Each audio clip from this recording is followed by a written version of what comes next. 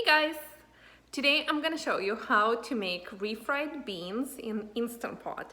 No soaking, cook from dried in under an hour, super easy ingredients and healthy without all the lard and stuff, and a must for any taco bar and fiesta. That's what Instant Pot is for, to pressure cook beans from dried. Let's do it!